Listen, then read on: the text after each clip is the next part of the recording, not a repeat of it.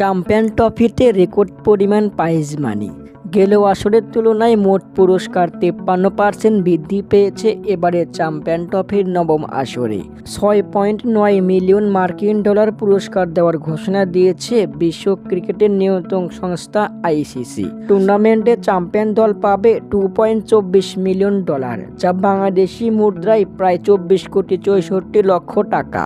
টুর্নামেন্টে runners up দল পাবে 1.12 মিলিয়ন ডলার, যা বাংলাদেশি মুদ্রায় 12,32,00,000 টাকা। সেমিতে পরাজিত দলগুলো পাবে 5,60,000 ডলার, যা বাংলাদেশি টাকায় 6,16,00,000 টাকা। গ্রুপ পর্বে প্রতিটি ম্যাচ জয়ের জন্য দলগুলো পাবে 34,000 ডলার, যা বাংলাদেশি টাকায় 37,40,000 টাকা। গ্রুপ পর্বে পঞ্চম ও ষষ্ঠ স্থানে থাকা দলগুলো পাবে 3,50,000 ডলার, যা বাংলাদেশি টাকায় 3,85,00,000 টাকা। গ্রুপ পর্বে ষষ্ঠম ও অষ্টম স্থানে থাকা দলগুলো পাবে 1,40,000 ডলার, যা বাংলাদেশি টাকায় 1,54,00,000 টাকা।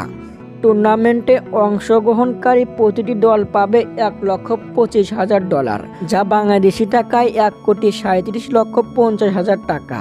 আগামী 19 ফেব্রুয়ারি থেকে পর্দা উঠছে চ্যাম্পিয়ন ট্রফির।